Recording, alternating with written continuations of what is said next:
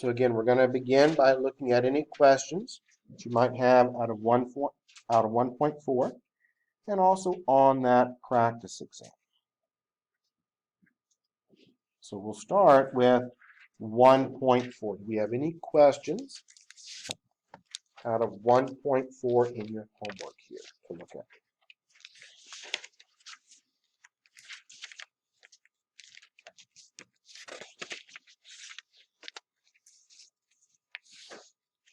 Any of those?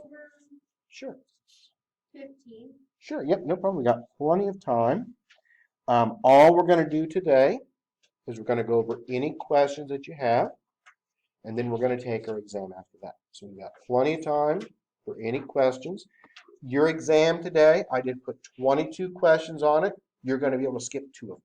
So I added 2 extra questions.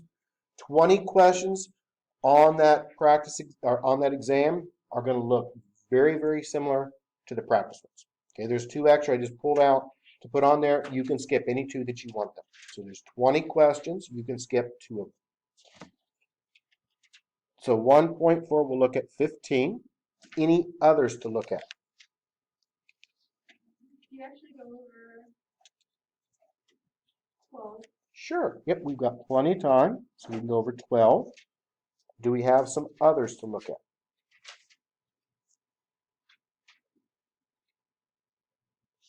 Out of 1.4. Still 1.1. Yep. Anything else? Well, we can add more to that list if we need to. What about the practice exam? Do we have some questions off of the practice exam to look at?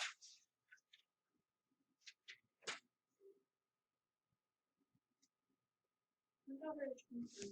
Sure, 23. Okay. You go over, maybe no, we went over 20. You over 20. Sure, we can look at question 20.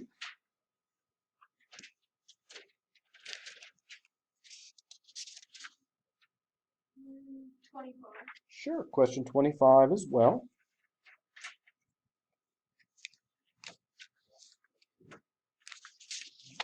Any others in that practice exam to go through? Okay, we can add more to the list if we need to, but we'll just start with these. So we'll begin by looking at question 12 out of 1.4. And again, if we need to, we can always add more. So if we work through 12 and you want to look at some others, we can look at those also. And question 12 out of 1.4, we're going to be using the quadratic formula. So we've got 3x squared equals a minus 12x minus 5. So let's remember a little bit about the quadratic formula. To use the quadratic formula, our first step is going to be to set this equal to what? 0, okay? And we want to make sure that our x squared stays positive. So we'll keep that on the left for right now. And I'm going to move that 12x and that 5 over with addition. Rewriting, then we have 3x squared plus 12x plus 5 equals now 0. So this is where we're at here. It's in the correct order. It's set up for the quadratic formula. We need our a, our b, and our c. So a, we don't put 3x squared. All we want for our a is just the number 3. B is going to be 12, and C is 5. Is everyone okay with how I got that? So make sure you set it to 0. Make sure it's in the correct order. You need to get your A, your B, and your C. What's our quadratic formula look like? Well, our quadratic formula is minus B plus or minus the square root of B squared minus 4AC all over 2A. Now we'll fill it in. So that gives us then x equals minus 12 plus or minus the square root of 12 squared minus 4 times 3 times 5. And that is all over now 2 times our 3.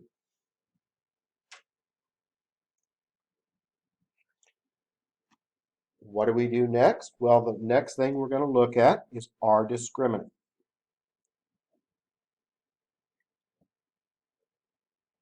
And what do we know about our discriminant? Well, our discriminant is what's underneath that root. So our discriminant is 12 squared minus 4 times 3 times 5. And so that's 144 minus 60, I believe. Minus 60. And 144 minus 60 is 84. And always check, is 84 a perfect square? No, so we're going to have to break it down. Because 84 is not a perfect square. So rewriting, we now have a minus 12 plus or minus the square root of 84 over 2 times 3 is the 60. We might be able to break up 84. When we look at 84, it's an even number.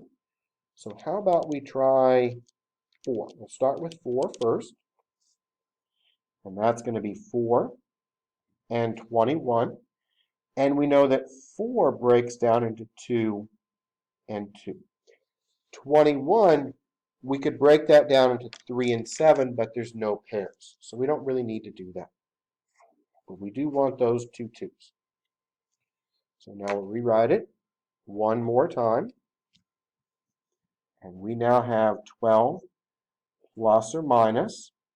The 2 comes out because that's gone. The square root of 21 over 6.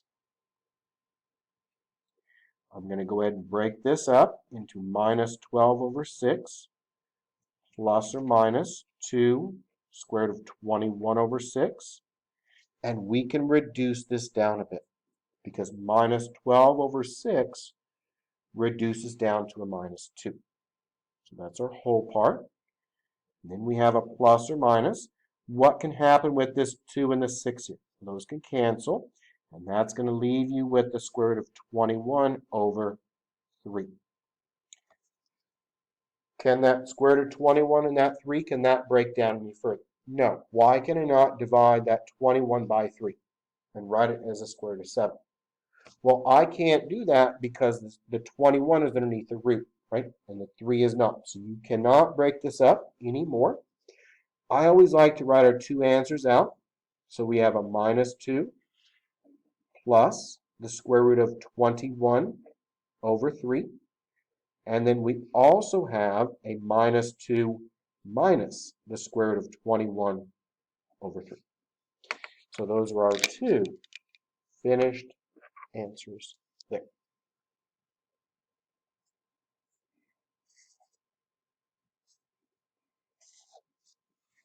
Is everyone all right with that? That's going to be your 2 solutions. Okay, that was question 12. Now we'll look at 15. Now, 15, what do the directions specifically say?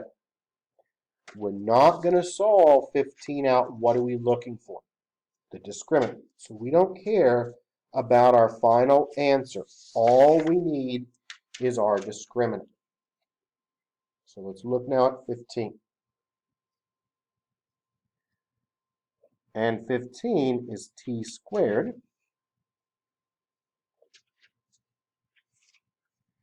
minus 8t plus 16 equals 0.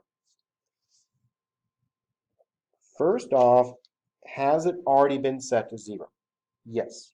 So we need to still get our A, B, and our C. If there's no number in front of that t squared, then we'll add in a 1. So this is what we've got here.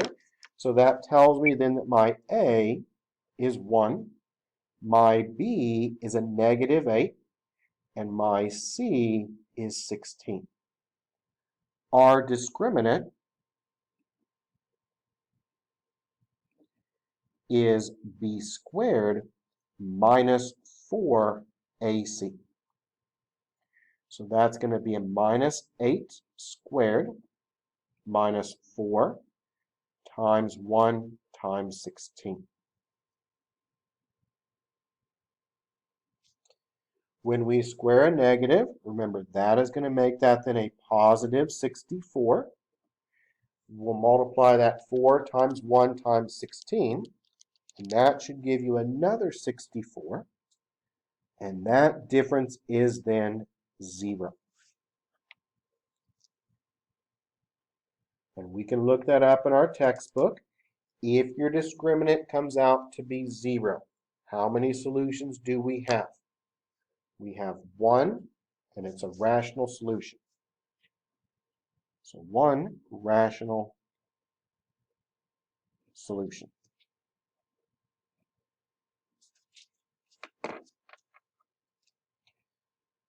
So are there any more out of 1, 4 that you would like for me to go over? We've got plenty of time. We can work through more of these if we need to.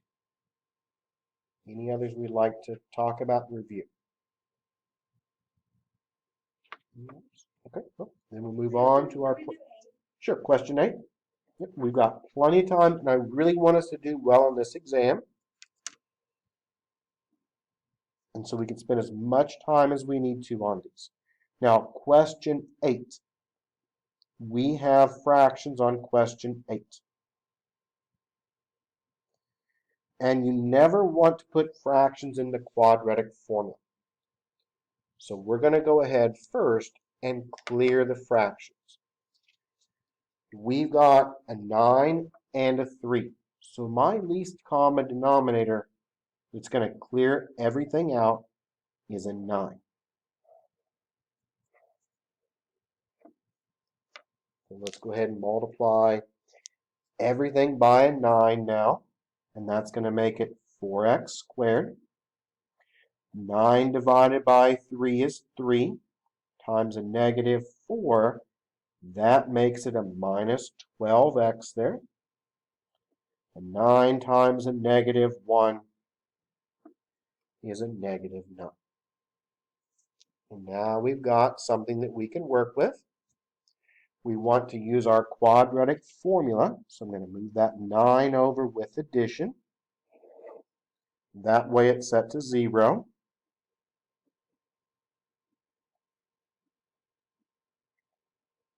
And we need our A, our B, and our C.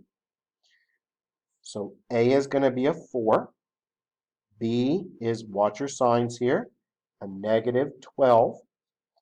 And C is positive 9. We've got all of our pieces labeled.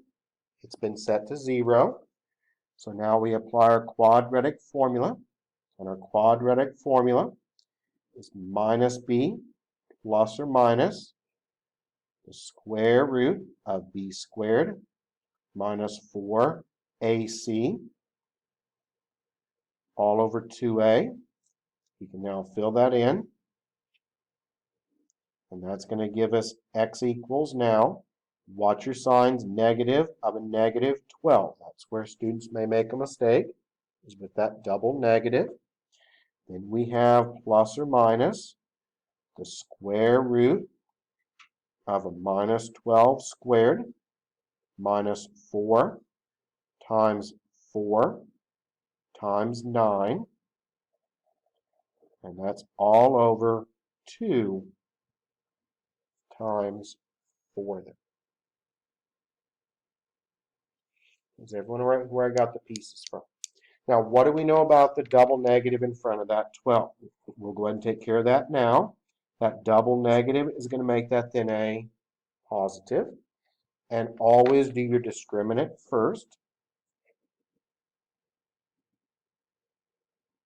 And so our discriminant is a minus 12 squared minus 4 times 4 times 9.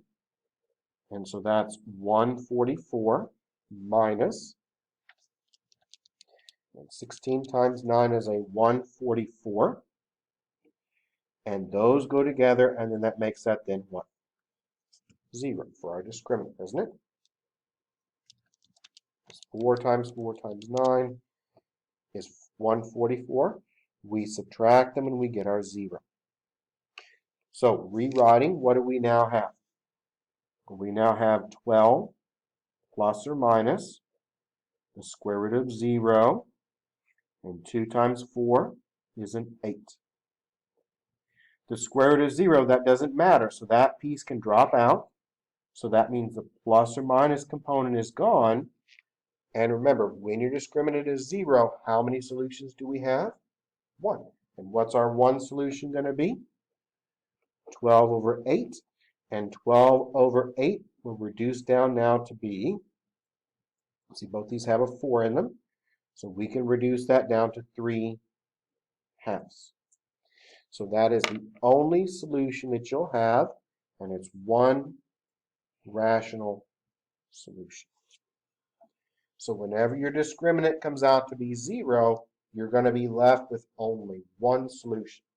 And you could have solved this one also by factoring, because you could have factored it, and you would get a double root, and it would give you both of them to be 3 over 2.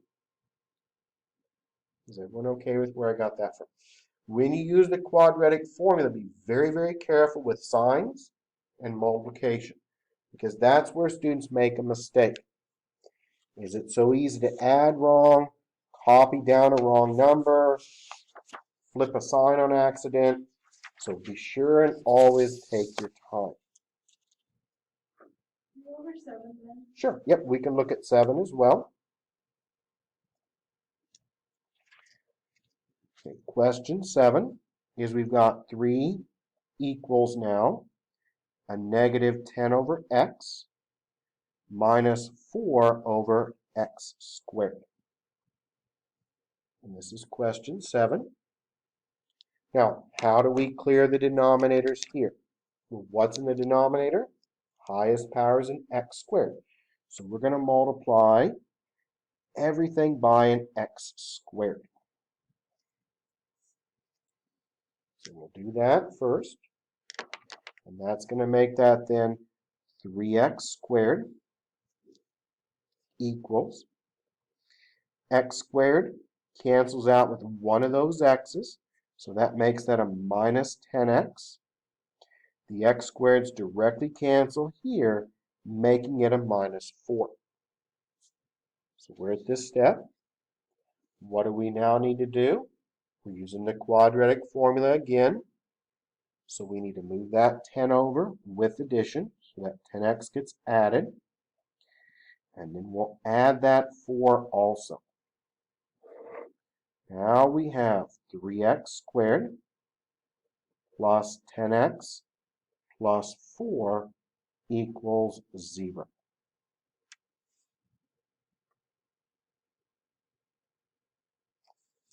So everyone with me so far on that? We need our A, our B, and our C.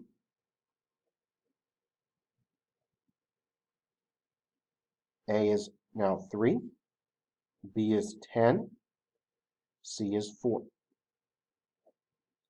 So we need a minus B, plus or minus the square root of B squared minus 4AC all over 2A. Filling that in, we've got negative 10 plus or minus the square root of 10 squared minus 4 times 3 times 4 over 2 times 3.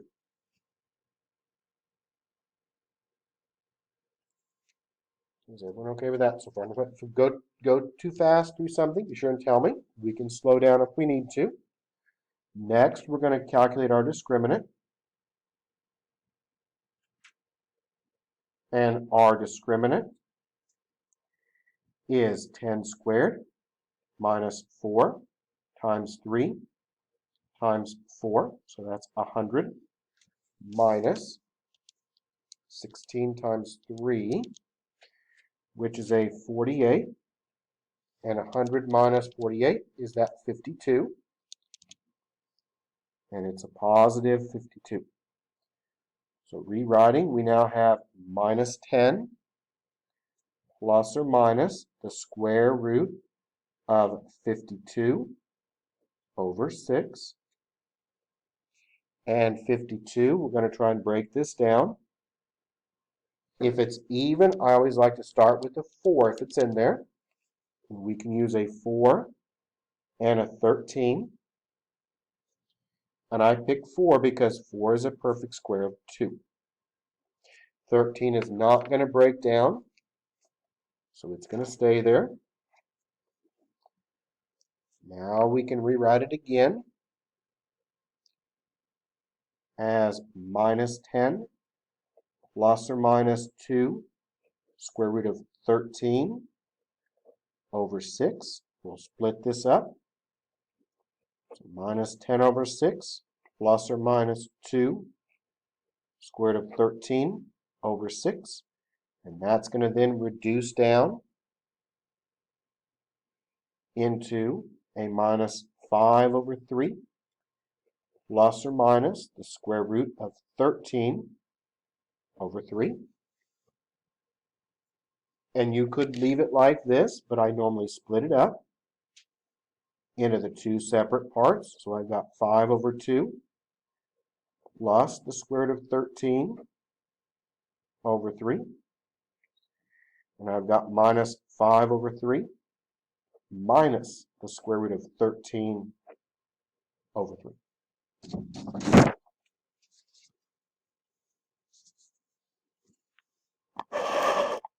Is everyone all right with that so far?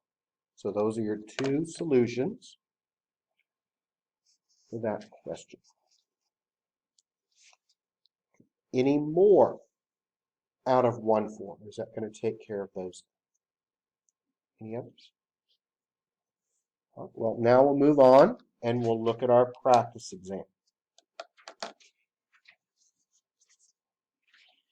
And we were going to look at questions 20, 23, and 25. And then I'm going to go over a couple more questions that involve zero factor. The students struggle sometimes with zero factors. So we're going to do 20, 23, 25, and then a couple examples of zero factor. So this is our practice exam here.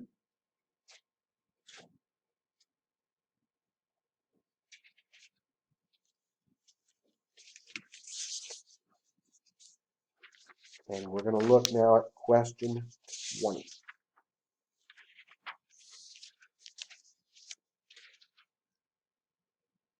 And there's one very, very similar to this on your exam today. And the directions are to simply solve it.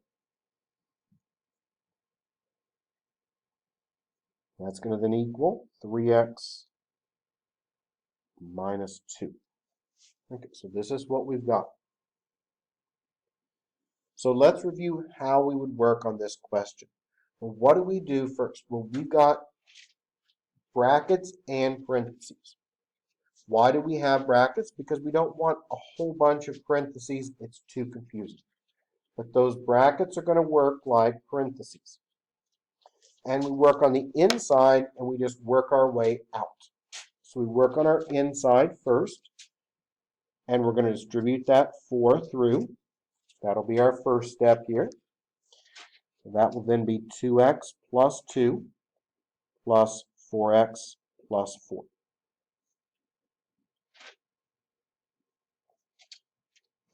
Once we've gotten rid of our inside parentheses, we then combine together. We've got a 5 and a 4x. That makes it a 6, or not a 5 and a 4, a 2 and a 4. Add those together. That gives you a 6x there. 5 is still out in front. And then we've got a 2 and a 4. That makes it a 6 as well. And that's then going to equal 3x minus 2. Next step, square brackets behave like parentheses.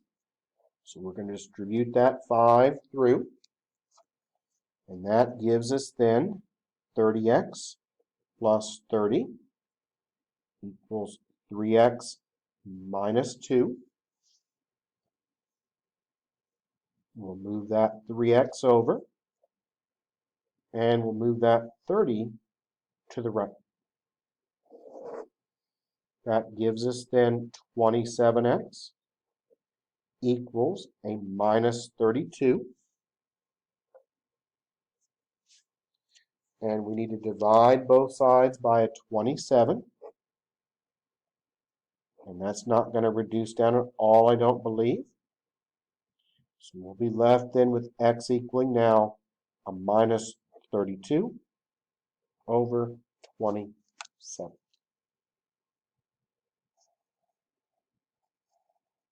So does it make sense how we work through that brackets and parentheses there? Key part is work on the inside first and just work our way outward.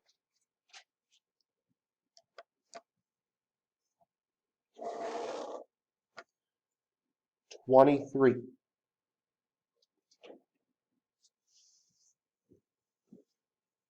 23 is another quadratic formula type of question.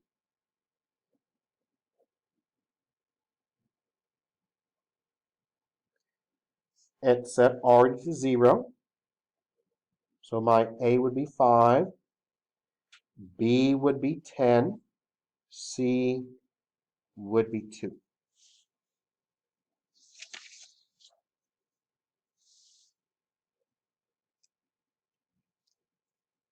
Okay, so now we've got x equals minus b plus or minus the square root of b squared minus 4ac all over 2a.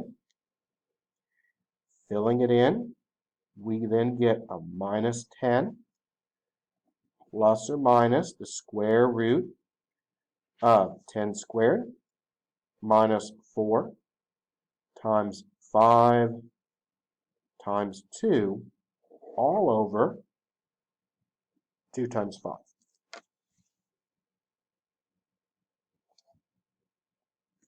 So we've set it up. We've got our A, B, and our C. We applied our quadratic formula. Now we calculate our discriminant. And our discriminant is going to be 10 squared minus 4 times 5 times 2, which that should be 40, I believe. 40 here. 10 squared is 100, and that gives us then a difference of 60.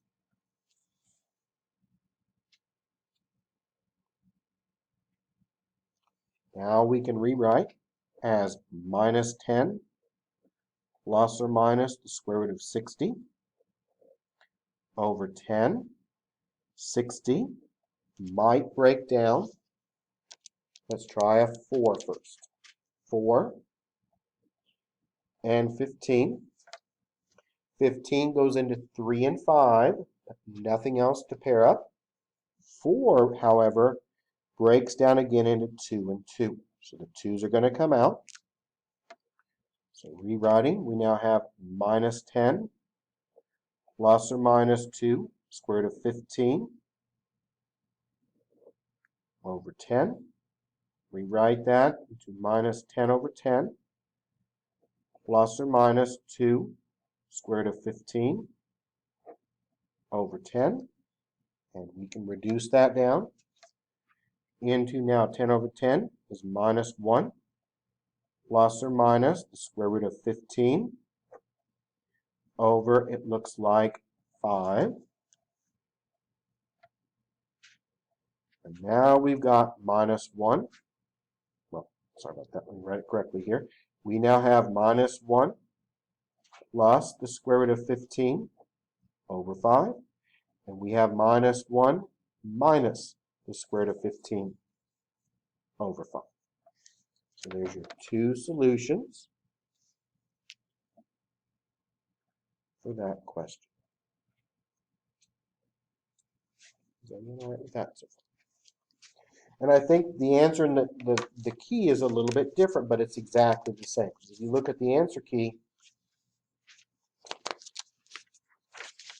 for your practice exam on question 23, they write it a little bit differently. Okay, they write it as this, which is the same thing. Because minus 5 over 5 is the same thing as that 1.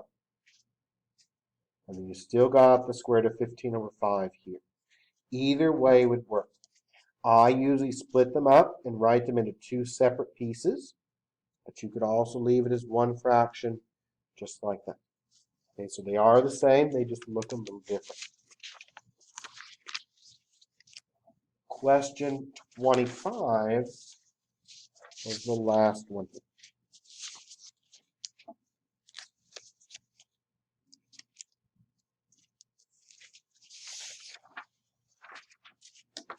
So let's look now at 25.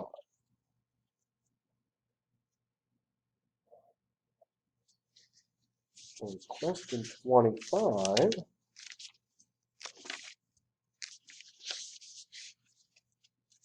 is, find it real quick here.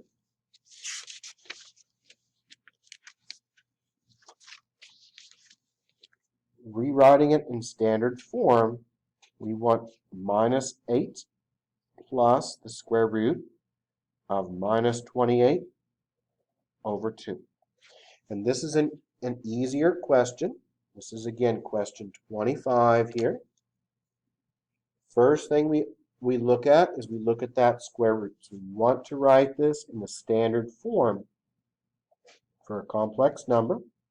So we take that 28 and we're going to reduce it down into 4 and 7. The 4 breaks down into 2 and 2. So now we have minus 8 plus 2. Now that negative underneath my radical is going to come out as an I. And then what do we have left over? If the 2's are gone, we have a 7 left over. And that is then over 2. Now we split it up into the two separate parts, the real part and the imaginary part. And we can now reduce this down because minus 8 over 2 reduces down to a minus 4. The 2's here can cancel, and that then leaves you with a positive I square root of 7. So we've broken that down into the real part, which is the minus 4, and the I square root of 7 is the imaginary part. And I do want us to look at a couple more examples of zero factor. There are some on your exam. You'll see some more of those on your practice exam. You'll see some more of those on the exam today. All the ones on your practice exam, they didn't have a leading coefficient. These do though. So let's try to solve two of these with zero factor, just so we can remember how these work. Got 5x squared. Let's say that equals 4. How about we use a, let's see here, how about we use a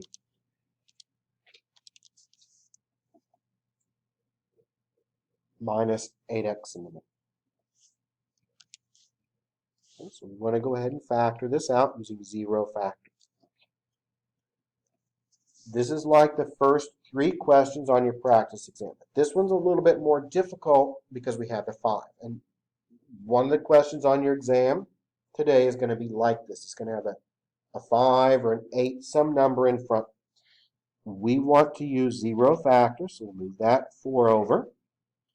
And now we've got 5x squared minus 8x minus 4 equals 0. We then take the first number times the last number. 5 times a negative 4 is a negative 20. Let's remember about our signs. We know that we have a negative number in the box.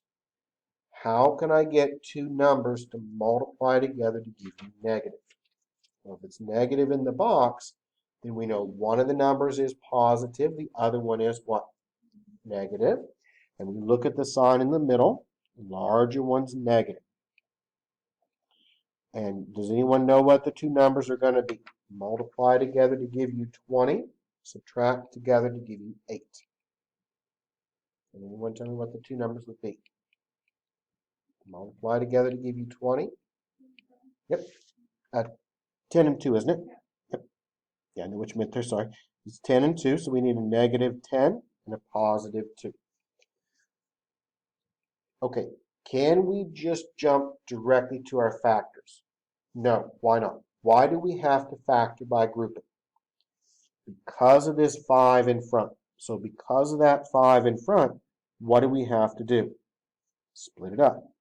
And so we're going to split this up into 5x squared minus 10x plus 2x minus 4 equals 0. Now we factor by grouping. So we've got a 5 and a 10. What do they have in common? A 5 and a 10. Okay, they both have a 5 in common. And what else? 5 and an x, don't they? And that's going to then leave you with an x minus 2. And the next two pieces, can someone tell me what these two have in common? These have a what number in common? 2. Okay, so we'll factor out that 2. And that's going to, again, leave me with an x minus 2. These are the same. So then that can come out in front as an x minus 2. Gone and gone. What's left over? 5x plus 2. Now we can finish it and get our final answers. So x minus 2 equals 0. Moving that over. That gives you one solution, which is x equals 2.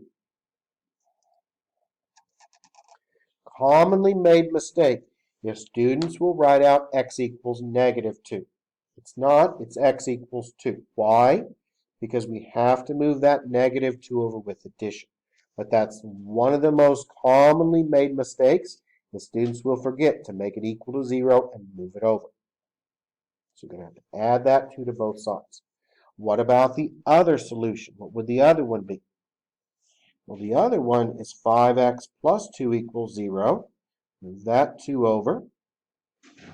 So 5x equals negative 2. Divide by our 5. And that gives us then x equals a minus 2 over 5.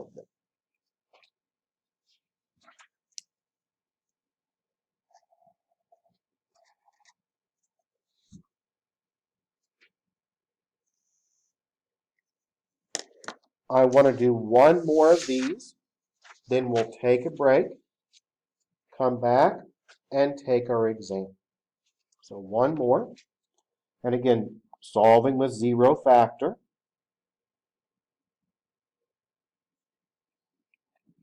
Let's say we have a 7x squared. And let's use a negative 3 over here. And let's use a positive 22x in the middle. And you will see a question very, very similar to this on your exam today. There's several of them like this. That's why I want to make sure you go over it and make sure you understand you cannot just jump to your factors when there's a coefficient in front. Like the 7 means factor by grouping. I know the ones on your practice exam, You could jump to your factors. The ones on your exam today will not. It'll be like this. So we're going to add our 3 over. Now we have 7x squared plus 22x plus 3 equals 0. First times the last again is a 21. And this one's easy to see the factors on. What two numbers give us that 22 in the middle? Yep, 21 and 1. Middle is positive, so these are both positive. We can now rewrite it and split up that 22. So we have 7x squared plus 21x plus x plus 3. Factor by grouping the first two pieces. Looks like they have a 7x in common. And that leaves you with an x plus 3. The next two pieces have nothing in common, but you can always remember, factor out a 1. So we're going to factor out a 1. And that leaves you with an x plus 3. These are the same. So we now have an x plus 3 and a 7x plus 1.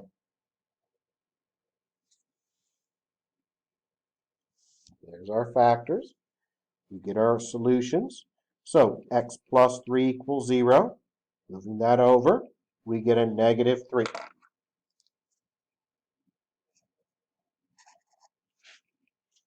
Next, we have a 7x plus 1 equals 0. So move that 1 over. So 7x equals a negative 1. Divide by your 7. And so x now equals a minus 1/7.